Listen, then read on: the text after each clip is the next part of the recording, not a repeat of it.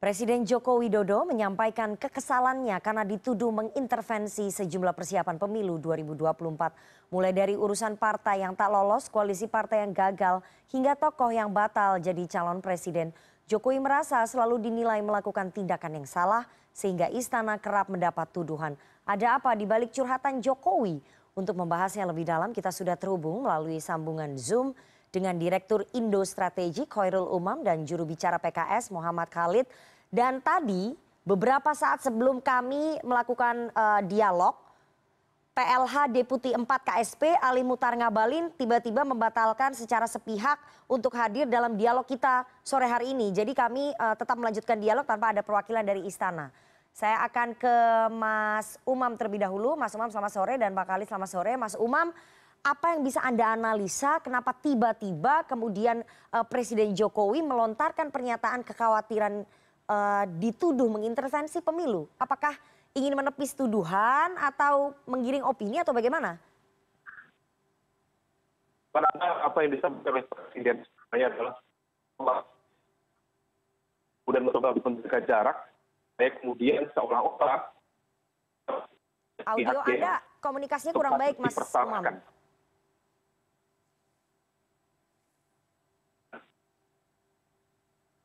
Ya, silakan Mas Umam. Ya, sekali lagi tadi saya sampaikan bahwa statement itu sebenarnya terkait dengan sikap Presiden yang mencoba untuk defensif, di mana kemudian tidak ingin jadi pihak yang dipersalahkan.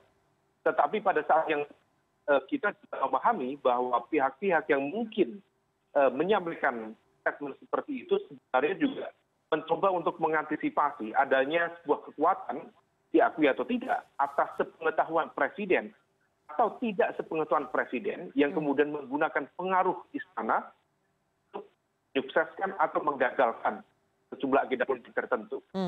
Karena itu apa yang terjadi terkait dengan konteks upaya peta pemimpin Partai Demokrat misalnya yang melibatkan internal sejumlah pihak pasti juga apakah itu harus Pak Jokowi ataukah tidak Pak Jokowi.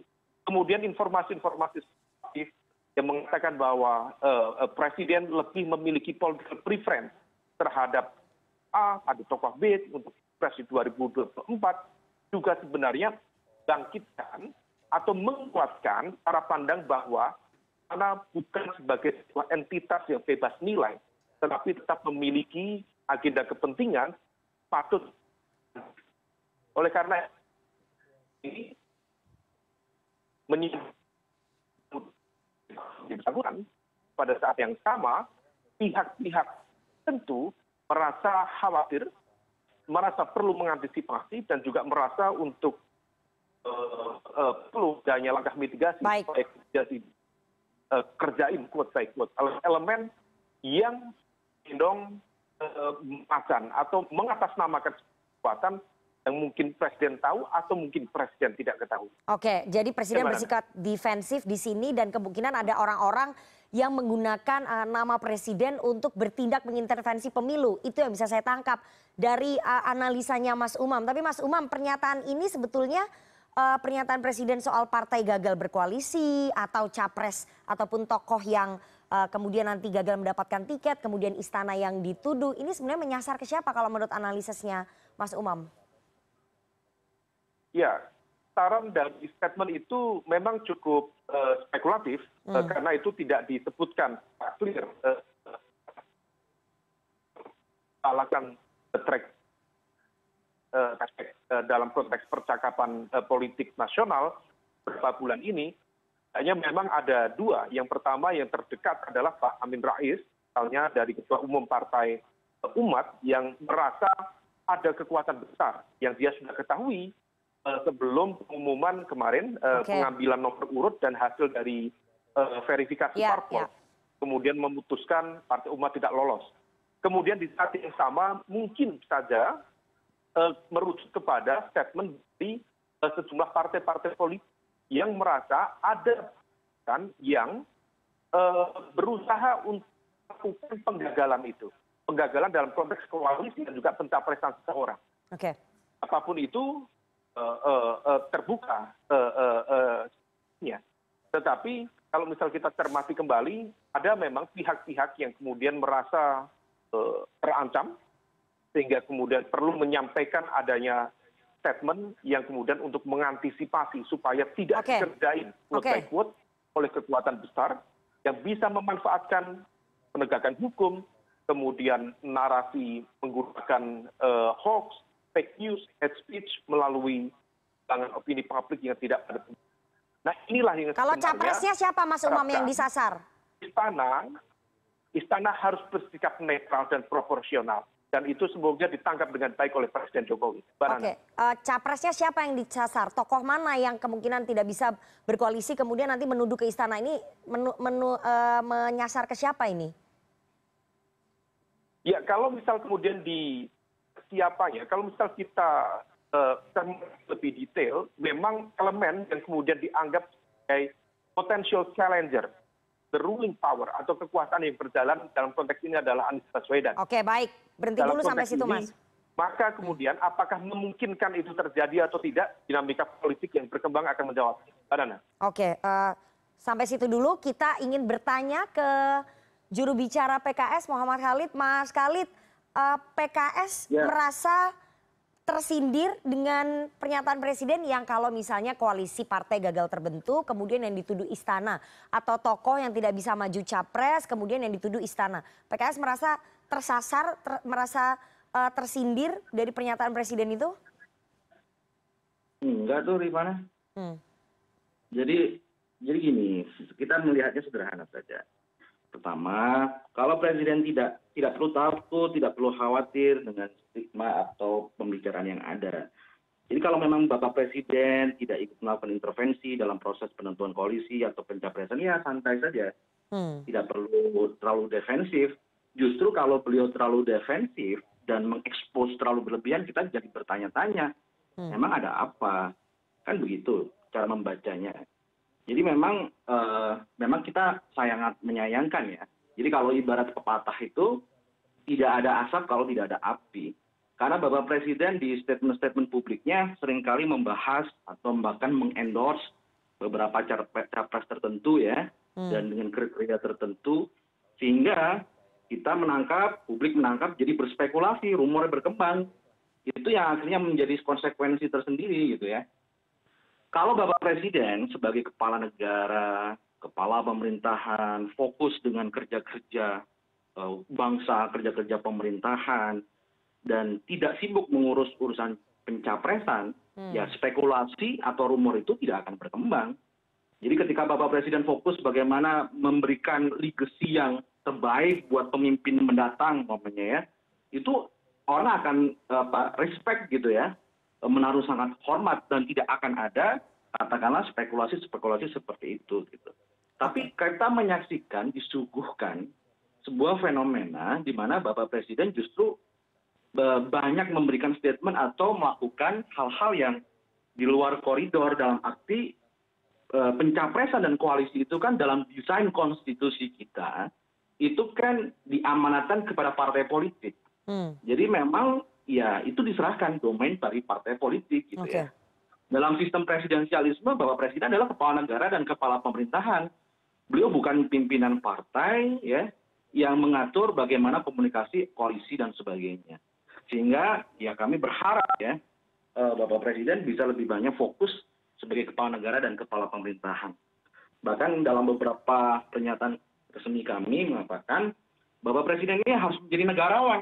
Jangan menjadi endorser kandidat tertentu atau sibuk mengendorse kandidat capres. Itu sayang sekali. Kepemimpinan beliau harus mewariskan sikap negarawan gitu ya. Yang mewariskan keteladanan di situ. Itu yang kita harapkan. Baik. Mas Khalid, artinya kekhawatiran akan dituduh mengintervensi pemilu sebetulnya muncul sebagai ekses tindakan presiden sendiri ya. Yang pertama-tama dulu mengatakan ojo ke susu, kemudian di depan publik juga mengendorse beberapa tokoh begitu ya secara terbuka. Itu ekses sebenarnya ya. Iya, kalau nggak ada asap, kalau nggak ada api gitu. Sikap-sikap tersebutlah yang kemudian memantik diskursus gitu, memantik pembicaraan di ruang publik. Oh ini ada apa? Kenapa Bapak Presiden yang harusnya bersikap sebagai kepala negara dan kepala pemerintahan yang berpikir tentang jauh ke depan terkait arah bangsa ini ke depan, kenapa justru fokus kepada hal-hal yang remeh-temeh, dalam arti itu kan tugas relawan udah cukup, atau tugas politisi-politisi elit partai ya yang mendesain itu.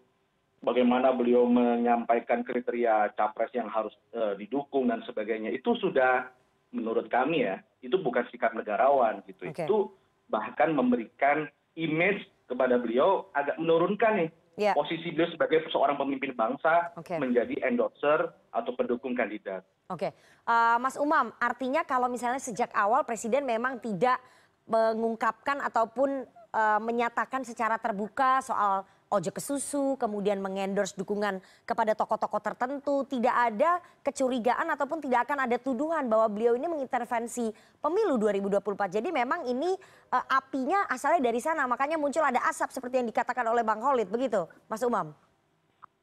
Ya Mbak Nana, saya pikir ini adalah respon sebab akibat yang sebenarnya oleh Pak Presiden itu sebenarnya juga menjadi concern serius.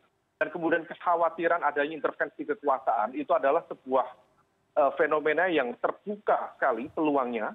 Dan oleh karena itu statement ini jangan sampai kemudian menjadi langkah cuci tangan Presiden. Seolah-olah kalau misalnya ada pihak-pihak di lingkaran Presiden kemudian menggunakan otoritas kekuasaan dan juga pengaruh politik yang ada di lingkaran Presiden untuk menyukseskan pihak tertentu, untuk mengganjal atau menghambat pihak tertentu, maka cukup dilihat secara clear.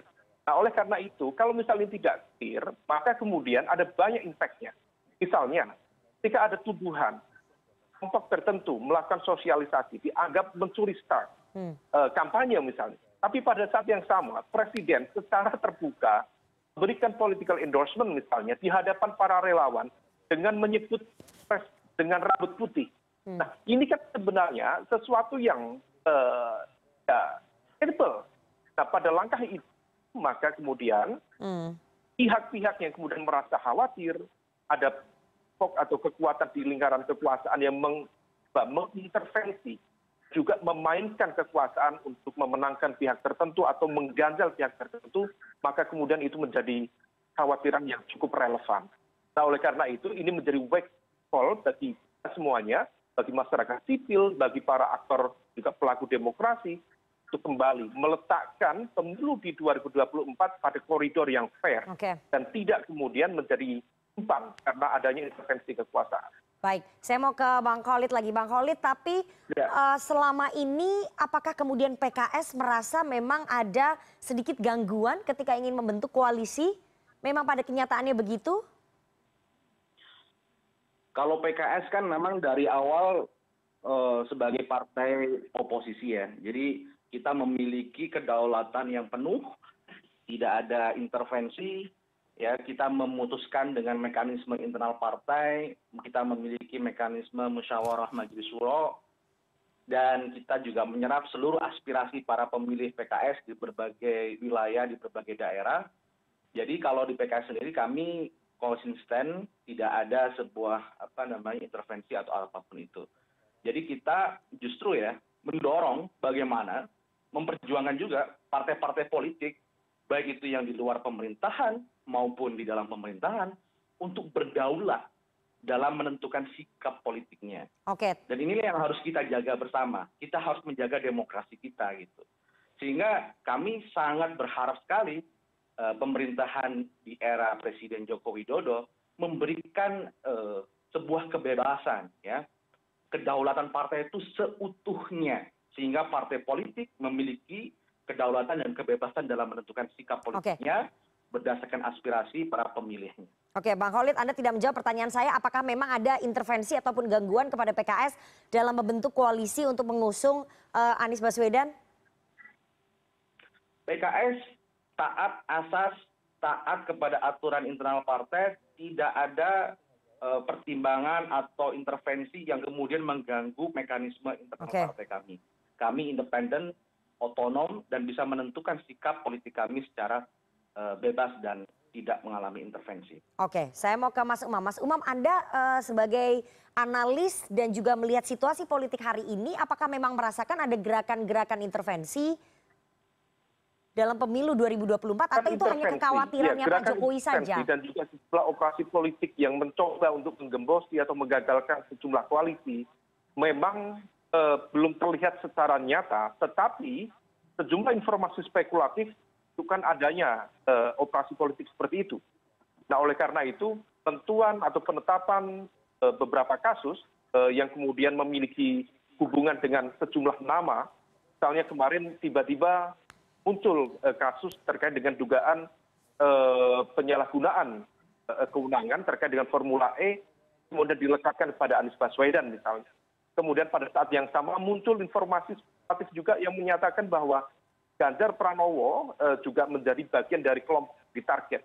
Kemudian di saat yang sama ada juga Caimin, Muhaimin Iskandar, Ketua Umum PKB, yang merasa disampaikan secara clear oleh Caimin ada pihak-pihak yang mencoba untuk menyarankan kepada dia untuk mundur dari kontestasi kepemimpinan di 2024 mendatang. Di mana informasi spekulatifnya ada kasus di sejumlah lembaga penegak hukum yang kalau misal dipaksa untuk maju di Pilpres berpotensi dimainkan. Semua ini adalah informasi spekulatif. Tapi kita harus membangun sebuah early warning system supaya kemudian elemen-elemen yang memainkan instrumen penegakan hukum, instrumen tata kelola pemerintahan, masuk kemudian juga elemen-elemen terkait dengan dana bansos dan sebagainya, tidak berlanjut dalam konteks kontestasi ke depan. Nah, oleh karena itu bisa kita pahami Mbak Nana, bahwa sebenarnya istana adalah sebuah entitas bebas kepentingan. Istana dan istana tetap bergerak. Dan tetap pada level ini, harapan dari masyarakat, istana menempatkan diri pada posisi yang sangat tinggi di atas semua kandidat yang akan berlaga di Pilpres 2024 mendatang. Oke, terakhir Bang Khalid, PKS sebagai oposisi dan sebagai partai politik yang punya hak untuk mengusung capres dan juga cawapres pada kontestasi 2024 berharap agar apa nih supaya Pak Jokowi tidak terlalu khawatir atau Pak Jokowi tidak usah ikut mempertontonkan endorsementnya ke publik atau bagaimana? Pemimpin itu dilihat dari kata dan perbuatan, integritas. Sehingga ketika ucapan, pernyataan, tindakan, dan kebijakan itu satu langkah, ya sejalan, searah, itu yang akan menjadi rujukan kita.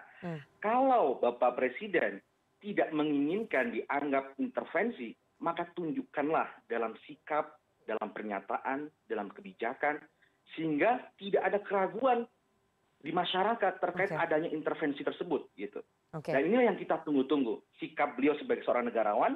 Jadi bukan hanya kata-kata, apalagi playing victim, merasa dikorbankan dan sebagainya. Tidak. Beliau adalah seorang pemimpin bangsa. Tunjukkan keteladanan itu dan kita akan menunggu keteladanan itu menjadi sebuah fakta nyata, bukan hanya kata-kata semata. Baik, kita tunggu kenegarawanan dari seorang Pak Jokowi ya, kalau betul-betul tidak ingin dituduh melakukan intervensi pada pemilu 2024 karena endorsement di publik juga bisa disinyalir sebagai bentuk intervensi. Kita tunggu bagaimana Pak Jokowi bisa netral berdiri di semua kepentingan pada pemilu 2024 karena Pilpres ataupun pemilu 2024 yang memiliki hak untuk mengusung capres dan juga cawapres adalah partai politik, bukan Presiden Republik Indonesia. Terima kasih sekali dua orang narasumber yang sudah bergabung pada sore hari ini. Ada juru bicara PKS Muhammad Khalid dan juga Direktur Indo Strategik Mas Khairul Umam. Sehat selalu Bang Khalid dan juga Mas Umam. Sama-sama Rifana. Assalamualaikum.